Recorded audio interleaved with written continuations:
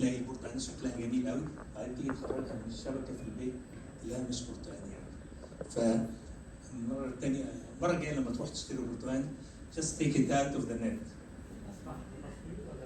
طبعا مسموح. وانا كمان نسيت اقول انا المحاضره نفسها I will be sharing مع الدكتوره مها، والدكتوره مها feel free to share with everyone. بالعكس I'm very happy to see my lecture being shared.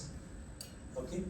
بس احنا مش مجرد challenge visually, we're challenged on more than one front as radiologists. We're seeing our numbers are not increasing as they should, في الوقت اللي workload is increasing exponentially. It's so clear. Why? Because there are so many modalities that are coming into play in our field, and there are so many subspecialties, and we cannot really meet that demand. And the only way around that is through some kind of innovation. فإحنا شايفين ال workload زي ال workforce وال expertise. There is a lot of shortage, especially sub-expertise. We decreased reimbursement. أكيد أنتم ملاحظين إن ال reimbursement بتاعنا كراديولوجيست is increasing. إحنا لما بدأنا من 40 سنة كراديولوجيست we were making good money. Today's radiologists are not making as good a money as we were. This is so clear to see. إيه اللي بيحصل بسبب ده؟ طبعا عندنا backlogs ما بنلحقش إن إحنا عندنا high error rates up to 30%, and this is in the US and Europe. I believe in our part of the world we have a much higher error rate. We see staff burnout. With staff burnout, there's not so much attention paid to it. إنما من الحاجات الملحوظة بسبب burnout الناس اللي عاوزة تسافر وزهقانة وعندها مشاكل في بيوتها. This is all staff burnout. طب how can we deal with that? Definitely we cannot increase the number of radiologists overnight. We cannot increase our abilities as human, and this is where AI steps in. I believe without AI, there's no way we can bridge that gap between supply and demand. How can AI improve our performance? By balancing efficiency and quality. And this is really important because we've always thought in efficiency and quality go hand in hand. When they don't, efficiency and quality actually compete. ولو انتوا بصيتوا للديفينيشن بتاع efficiency is the ability to deliver healthcare services in a manner that maximizes resource utilization. يعني بأقل تكلفة. Quality doesn't care about expense. It cares about delivering the best service. So there is a competition. AI can actually balance that relationship with the result being best possible health outcomes. أنا حطيت السلايد دي just to bring forward the message that efficiency and quality compete. They do not go hand in hand. And they can only work together and synergize with AI. How can they do that? Efficiency and quality can improve the workflow, they automate processes, they help us with the reconstruction. However, quality brings in quantification, decision support, and clinical records. And I'm not going to get into details in that presentation because it's going to be self-explanatory in the following slides. Now to my top 10. And these, to a certain extent, are arranged as per their importance to me as a practicing radiologist, even though I've experimented with so many subspecialties, but I remain a generalist. So this would apply to a general department. Number one, the holy grail of radiology is radiation dose reduction. We've always been told you've got to bring that dose down, the ALARA concept. However, if you're brave enough to bring that dose down, you're going to end up with lousy images like the one you see on the left. Why it's lousy? Because not enough photons are falling on your detector. So you get all that quantum noise and you get the grainy, pretty much non-diagnostic images. However, if you have an AI application that could work and denoise selectively this image, you will bring back the glow to your image. And the image that you're seeing on the right is the same image you're seeing on the left. The only thing is, it's being treated by an AI algorithm that brings that that actually denoises and bring the features back. These images were taken with less than half the standard radiation dose. Another example, so those of you into CT of the chest would never dare to diagnose such an image on the left side. However, this is an ultra-low dose CT that's even been reduced in dose. And on the right side, after being analyzed and denoised, we get an image that we can safely work on. Brain, noisy brain image of the brain CT, and after being denoised, it's more of a readable image now. So, number one, I want to work with that holy grail of radiology, the radiation dose reduction. Number two, holy grail of MR, time reduction. I want to reduce the time I have that patient in the magnet for so many reasons. Number one, I want the patient to have as much a comfortable experience as possible.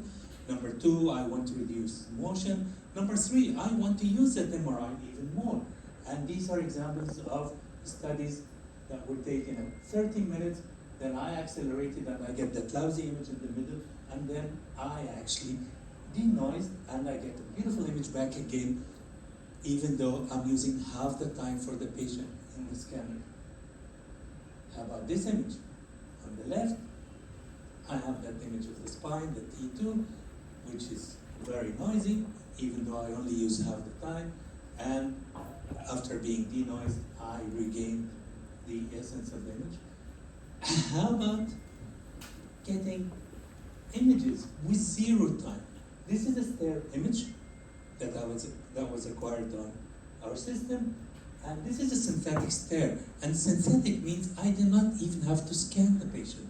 I'm actually using T2 images and I'm extracting data to extract a stair image without scanning the patient. So this is zero time image. So just imagine a whole sequence that you're acquiring with zero time.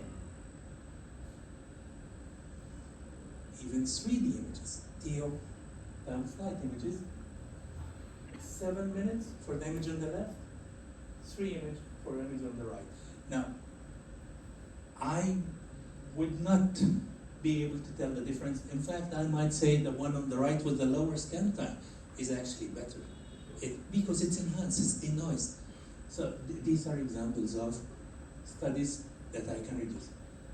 What are the reductions? So we reduce the dose, we reduce the time in the MRI. What about reducing the contrast medium? We know no one likes to give contrast medium for so many reasons.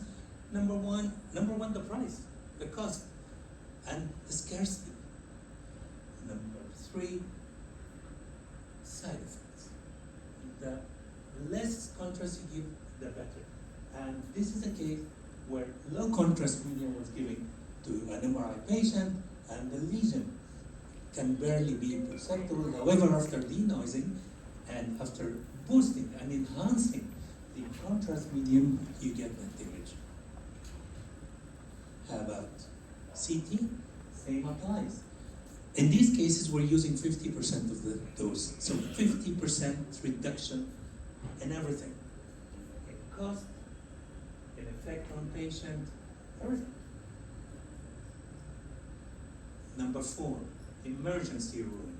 I want that emergency room to be as efficient as possible because we know how hectic and chaotic it can be in an emergency room. Now, for fractures like this, even though AI picked up so easily, there's no problem there's no problem detecting anyone in this, any non-medical person can detect these fractures.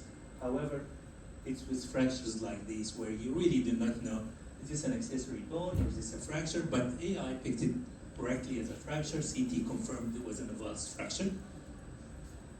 It's fractures like these in the scaphoid that are often missed, but it's not missed for AI. Still in the emergency room domain, we're looking at chest x-rays where life-threatening conditions such as this pneumothorax can easily be missed in a busy day, but not for AI.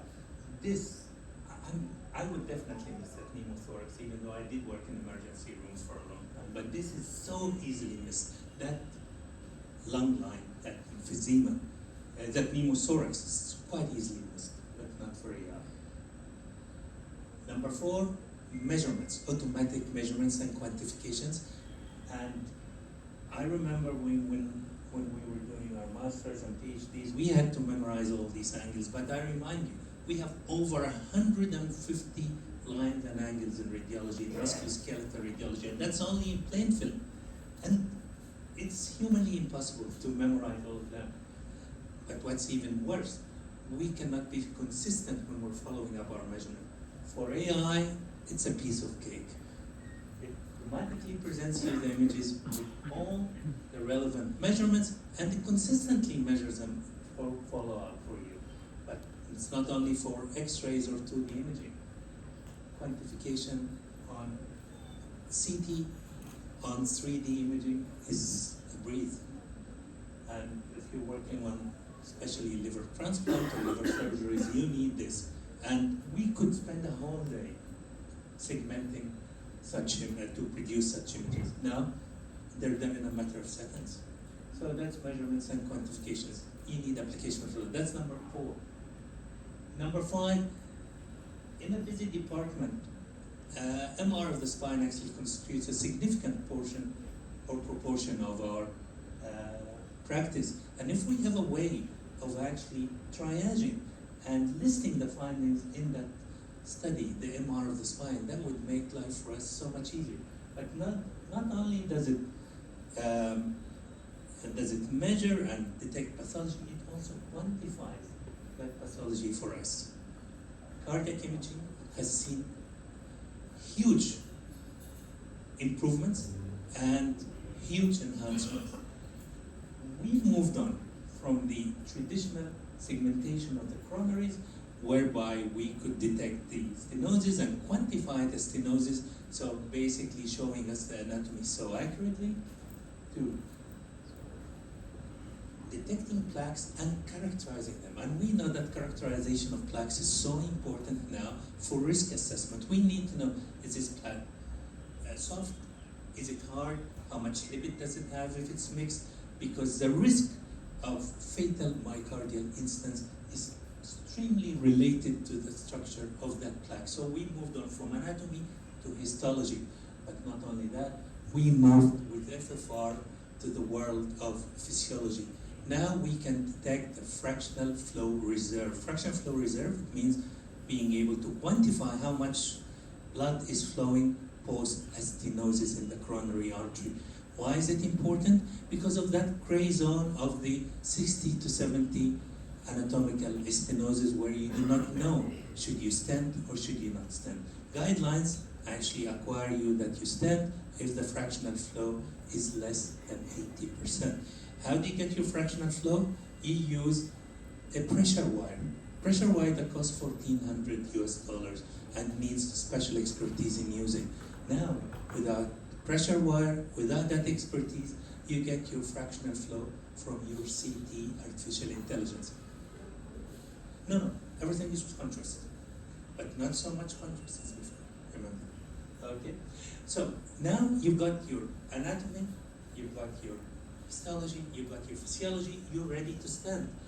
How about experimenting with virtual stenting so that you know which stent to use, which stent is going to recover that flow and get that virtual FFR. So maybe you would use a long stent, or maybe you would use a short wide stent, maybe you use 2 stents in a row.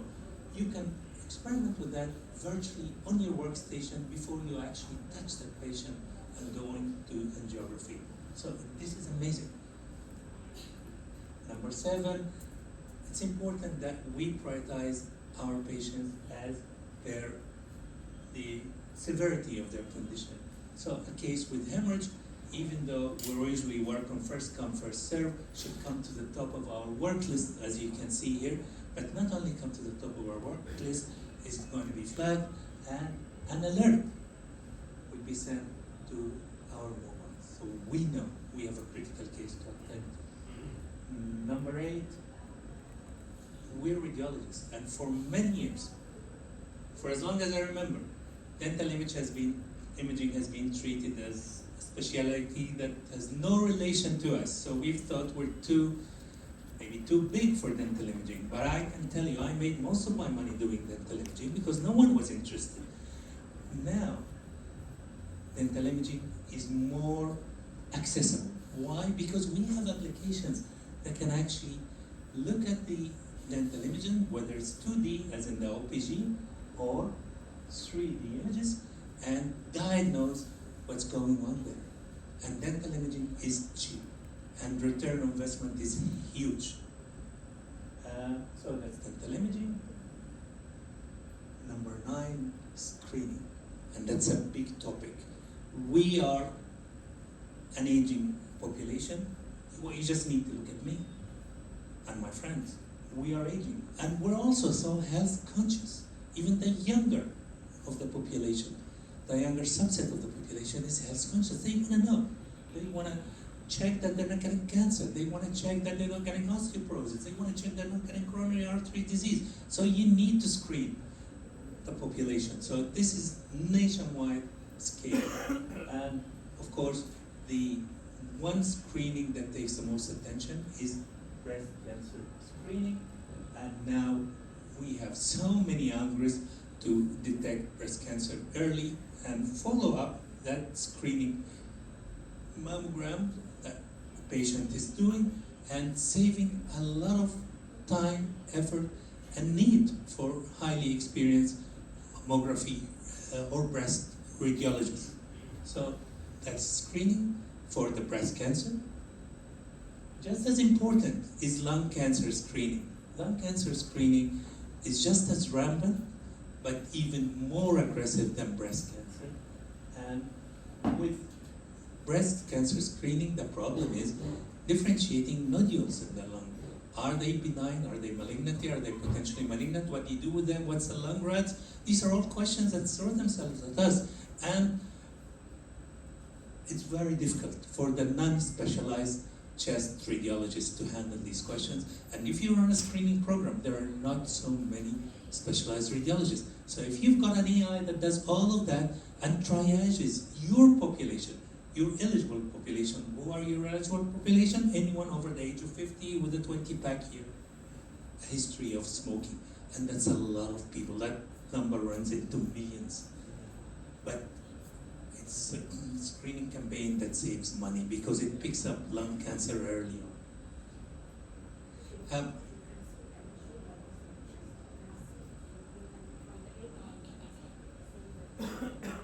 Absolutely, it will give you a lung RADs. Yes, absolutely. It will give you a lung RADs. Sorry? Because it looks at so many things. It looks at location, it looks at morphology, it looks at density, it looks at surrounding tissue. It looks at so many things, and through that, it will assign it a lung RADs. Lung RADs actually starts from 0 to 5. And if you are at lung RAD 1 or 2, that's a negative screen mammography. If your lung RAD's 3, then there is that suspicion and you recall that patient in 3 to 6 months. If it's lung RAD 4, it's almost definitely malignant, and that case is recalled for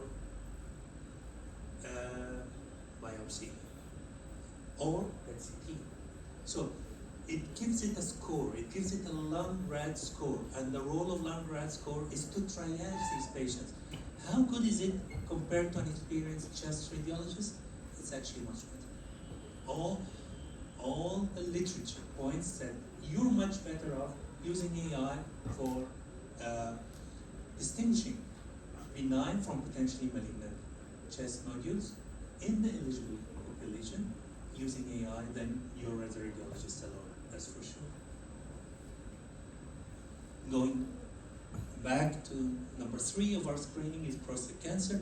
Now, PSA was pretty much the standard for screening for prostate cancer, but it has fallen out of favor. It's shown that it's got a lot of fallacies, a lot of false positives, but now multi-parametric prostate MRI has shown that it's way, way better at detecting and characterizing prostate lesions. So prostate MRI, multi-parametric, with the help of AI. osteoporosis screening. Now, osteoporosis screening, no one in his right mind would expose a patient with such high dose of a CT just to detect osteoporosis. But what if that patient had already done a CT for something else? And there are a lot of people doing abdominal pelvic CTs, chest CTs.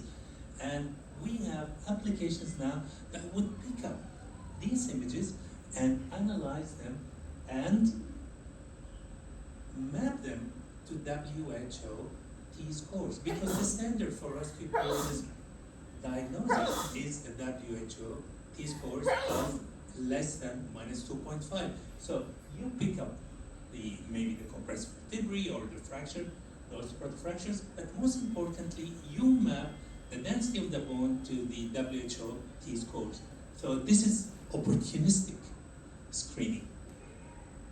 And last but not least, coronary artery calcification, which could be opportunistic if you're doing chest, especially elongated chest, of course elongated chest, low dose, or you could actually do it specifically for detection of your risk of a major myocardial incident. And with the calcium scores being graded, as you can see, from a very simple low dose CT, you're able to actually advise the patient of the next steps to go forward with their coronary condition. So we've got 5 screening tests where AI plays a major role. Now, number 10, you have done, there's no sound, but that's okay. You've done your part, you've diagnosed the case, you need to transfer that information to your clinician. How do you do it? We are still, sadly, reporting in a very primitive manner. Handwritten reports, typed reports, if you're good, maybe you transcribe, and if you really are super, you would go for voice recognition. But again, your report will be flagged with organization, language errors, grammar errors, spelling errors, and with these major issues flagging your report, you probably are transferring the wrong information to your referring physician or unable to transfer accurately what you're seeing. Now, with this generative AI reporting system, all you need to do is just speak your mind. Just talk to yourself of what you're seeing. And the system would take everything that you said, would make sense of it, would extract the relevant information, would arrange it in a structured report using perfect grammar, perfect spelling, and not only that, it will actually extract a summary from that report for your physician, and if there is a guideline that needs to be followed, it will actually link to that guideline, and it will request a follow-up if needed automatically. So basically, you're just talking to your system, and the system does the report for you perfectly every time, using the Queen's English or the BBC English. So language is no longer a barrier. Command of grammar is no longer a barrier. Spelling is no longer a barrier. And that's how your reports can be so consistent. And these reports are going to be structured and searchable if you're an academic or in a research institute. So this is number 10, but I believe everything you've done is packaged in that number 10 because you need to transfer that information. And this is only it. But you're not only transferring that information to the physician, you need to transfer it to your patient. It also spits out a version that's patient-friendly. So all that jargon that you're using is actually transferred and translated to layman's language, a language your patient would understand. And that would save you a lot of time when you're talking to your patient. So generative AI reporting is my number 10. Okay. Now, those were my number 10, got 15 minutes. And I think they're more than enough. How about your number 10? How do you go about picking up your number 10? There are a few things you need to consider. Number one, right now, we have got,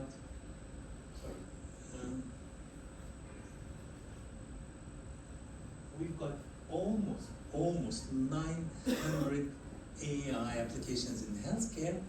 Of those, 75% are radiology. That's over 700 radiology AI applications. You cannot have 700 applications in your department, so how do you go about picking up the top 10? What do you need to consider?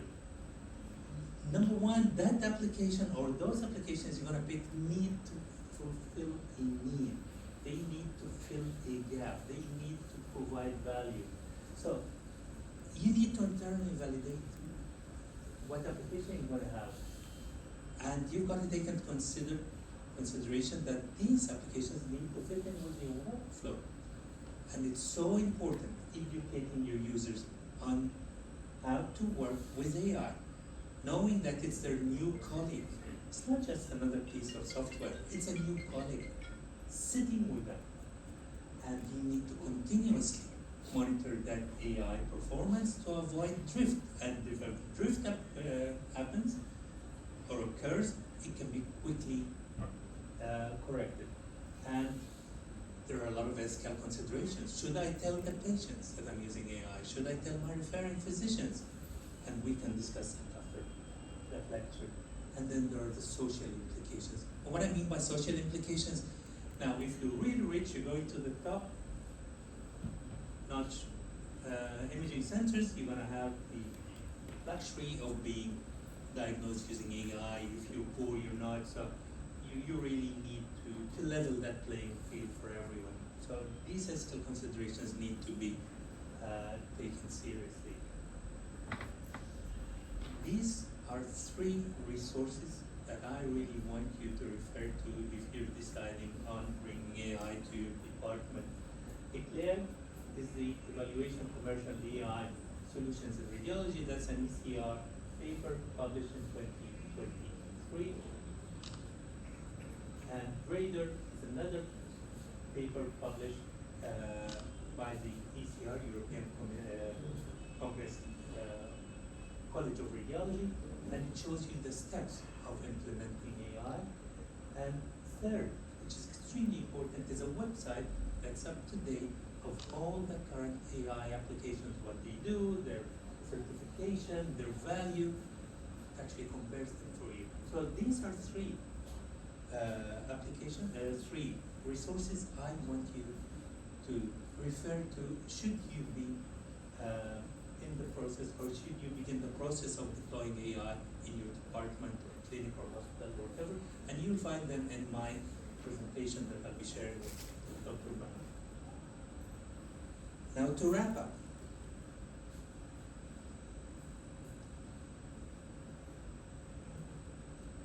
deploying AI is not a walking. There are a lot of challenges, and you should be aware of the challenges if you really want to make it a success story. Number one, do not expect that everyone would embrace AI with an open eye. In fact, those resisting AI are way more than those welcoming AI. So resistance to change is your biggest challenge. How can you convert those so resistant to deploying AI? Generalization and clinical validation is extremely important because an application that was developed elsewhere might not work as effectively in your environment, so you should be able to validate. Integration into clinical practice needs patience, needs professional IT personnel to help you with that. Data privacy and security, huge issue, and every department has its own ideas about that. Regulatory and ethical considerations, they are actually, right now, they're very fluid. So they really are in the making. They're not really solid ethical and regulatory considerations in place. So these are being built as we go along. And of course, the one very important issue of cost. AI is not cheap. Good AI is not cheap. And not every AI gives you good return on investment, if any. So you need to consider, do I really want to go AI because I want to increase my efficiency and quality even though I'm not making money, or do I want an AI that's going to make me money and I'm going to wait for this? So these are questions that need to be taken into consideration. However, AI, no one would doubt that it has profoundly impacted imaging, enhancing diagnostic accuracy, speeding image analysis, and providing deeper insights into patient health. And it leads to optimization of the workflow. It allows for image analysis and interpretation, quantitative imaging you've seen yourself, reduction of errors, integration with HR, and education, research, and developmental values are quite evident. Now,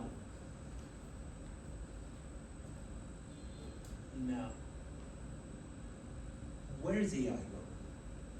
These are numbers in billions of dollars of investments in healthcare AI. And you will see was 117 billion US dollars in 2024.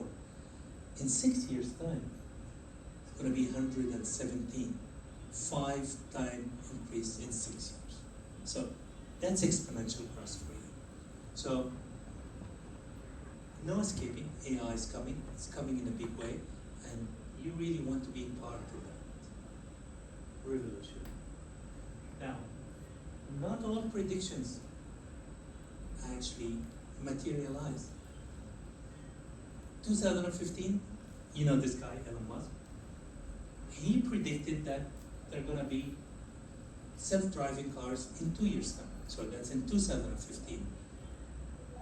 Jeffrey Hinton is actually the godfather of AI. In 2016, he predicted that radiologists are going to be obsolete in 2021, in 5 years. We're 2024, so where are we? These are radiologists in the regular cars driving to work. So not all predictions come true. With that, I thank you very much, and I hope شكرا دكتور احمد حافظ. شكرا دكتور احمد، بنشكر حضرتك على تشريفك في معرض قومي الاورام، وبنشكر حضرتك على المحاضره الشيقه اللي حضرتك اديتها. ولو في اي سؤال. هو الحقيقه في ماني كويشنز يعني، فاحنا هقولهم كلهم وبعدين بجاوب عليهم لو قدرت.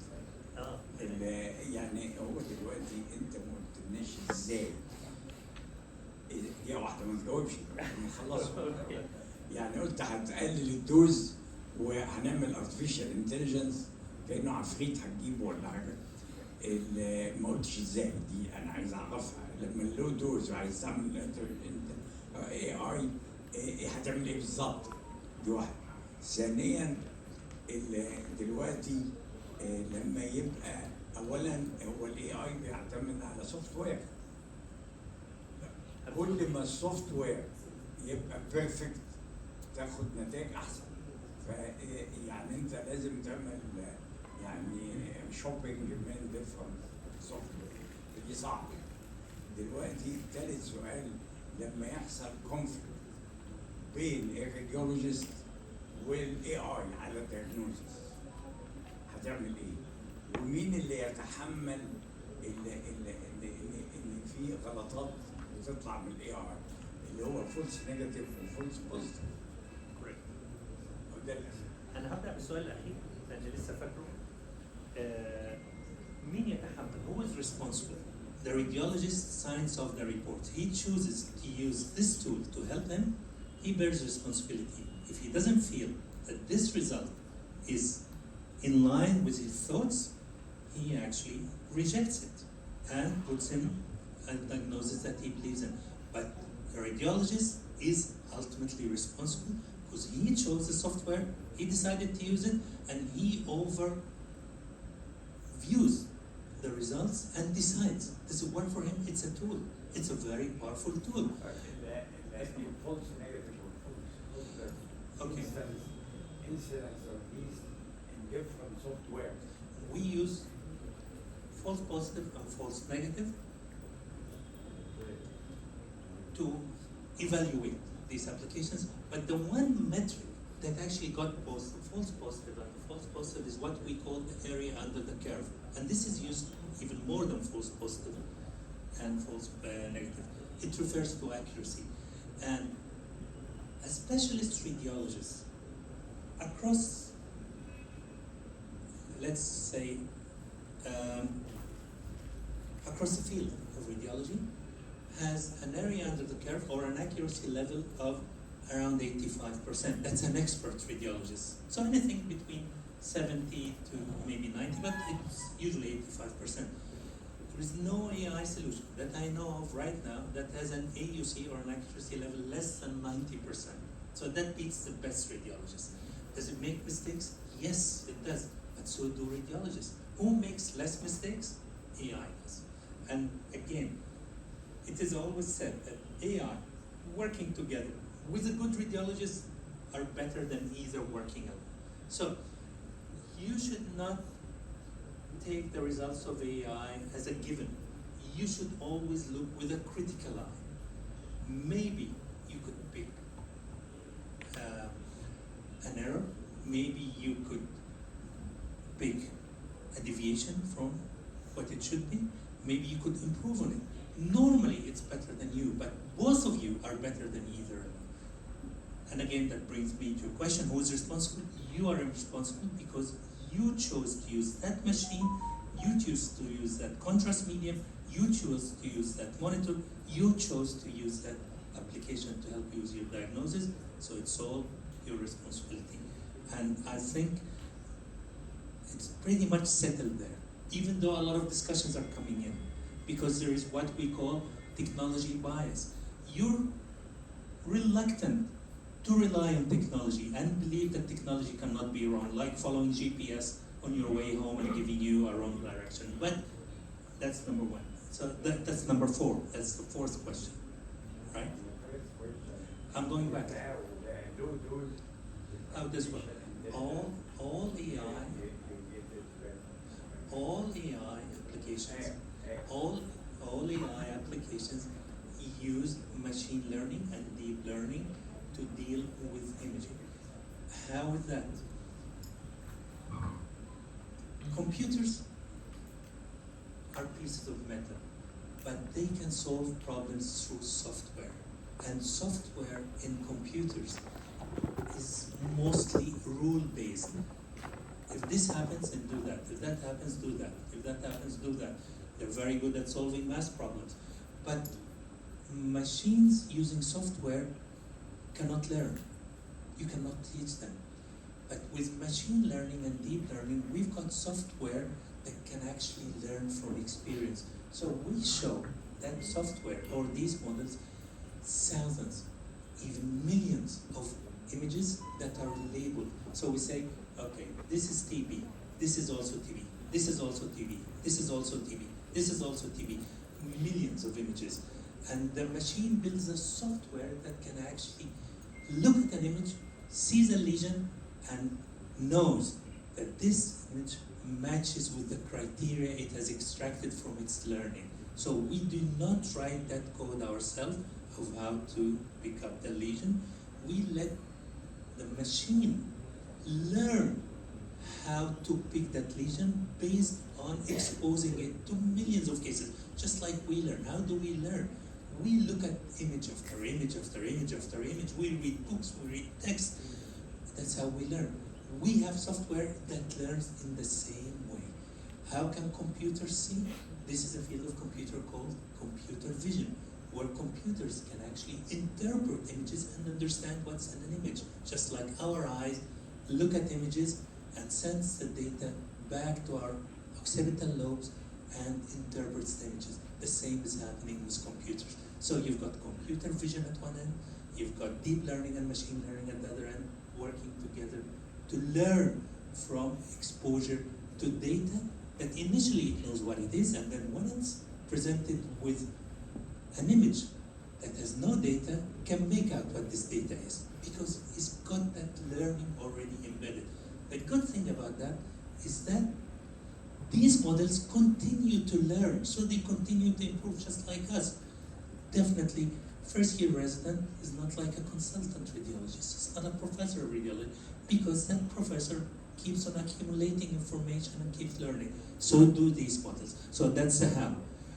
The one specifically for radiation, even though it uses deep learning and machine learning, but it also uses what's called denoising algorithm. Denoising, when you have one of these lousy images with a lot of noise distorting the image, we have algorithm that can selectively remove that noise. How? Because it can identify noise from normal.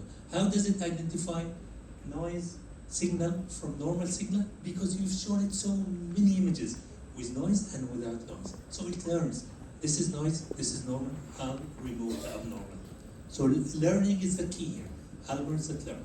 So we've got the first question and the last question. There were two in the middle, but I forgot. Are you okay? Okay. شاكرين جدا.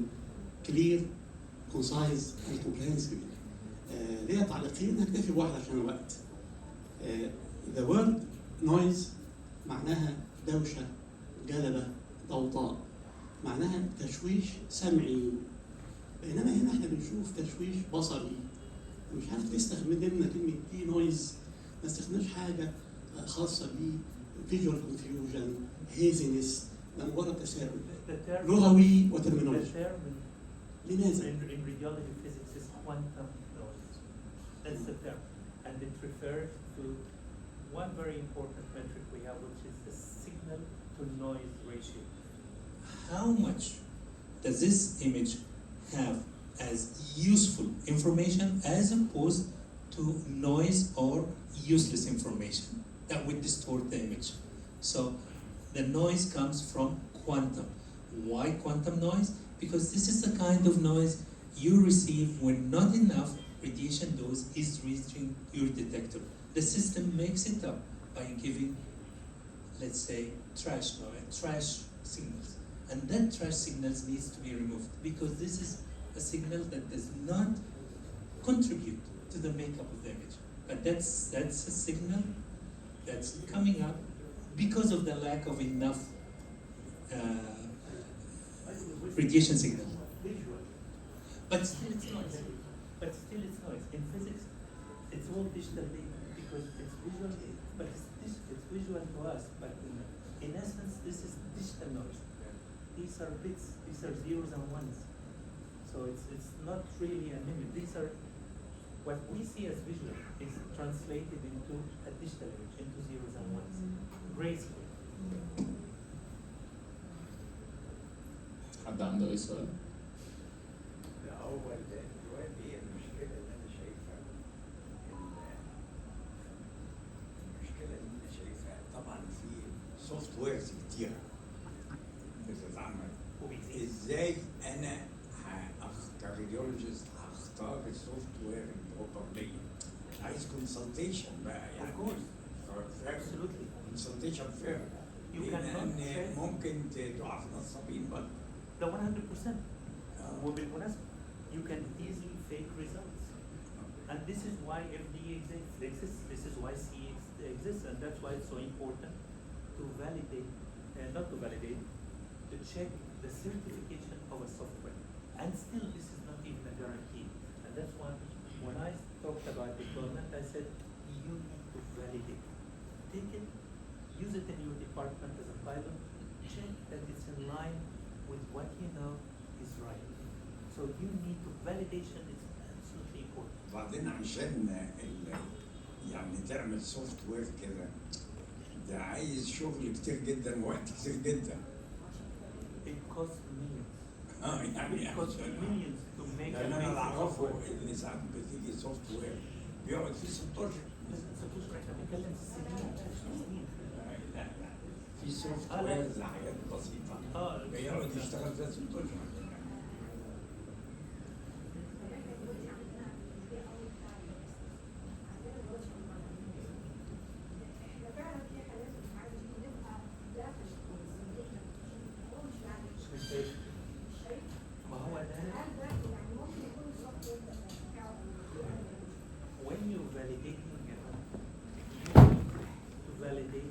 objectively. And how do you do this? You need to have what's called a responsible AI application in place. So you install your software, and then that responsible AI application needs to be told whether the result of that AI you're in agreement with or not, agree, disagree. And then at the end of 3 months or 6 months, you look at your results. So I was in agreement with that AI application in 95% of the cases. That's fine. Or maybe it was 50%. Means it's rubbish. It's a coin flip. 50%.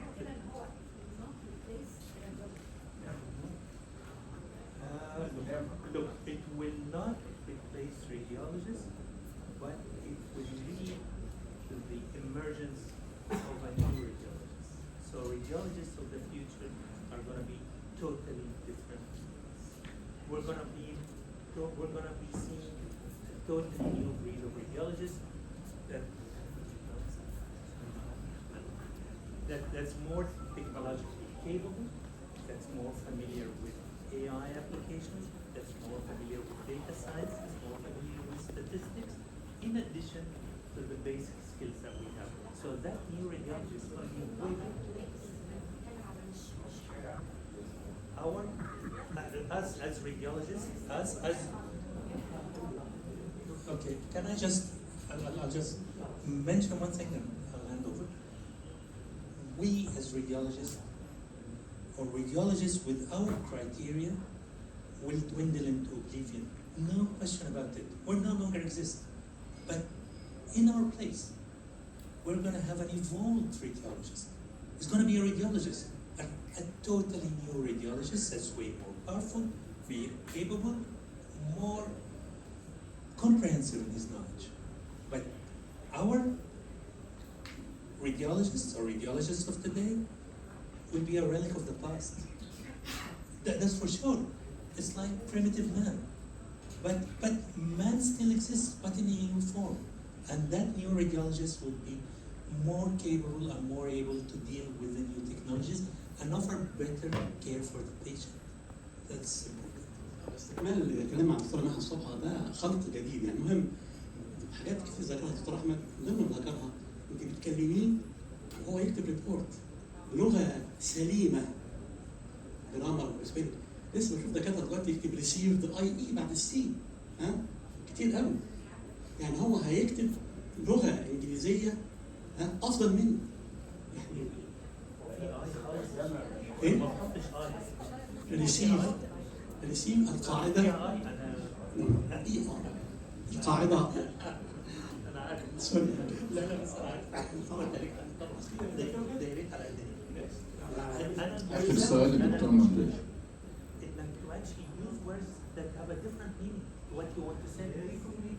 Professor Ahmed, being you are a radiologist, sometimes you may have a differential diagnosis. It could be kaza and proceed to kaza. So, is this policy with artificial intelligence also? Follow-up recommendations? Yes. Absolutely, and it does that automatically for you. It does that automatically, following the latest guidelines. So you don't need to always look up at the latest guidelines. In fact, you would be learning the latest guidelines from these reports. They'll be coming up automatically.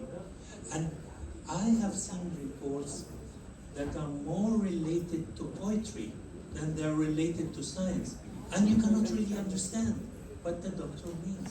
You look at reports where it says, this condition is not uncommon. And then you ask yourself, what's not uncommon? Is this common or not common? It's not uncommon. So there are words that are so ambiguous.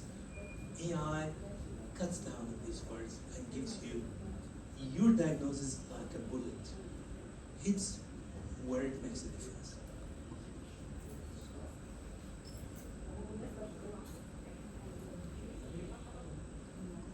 No, they're going to be super surgeons. The same surgeons who use laparoscopes and now using robotic surgery, they will also evolve. Definitely.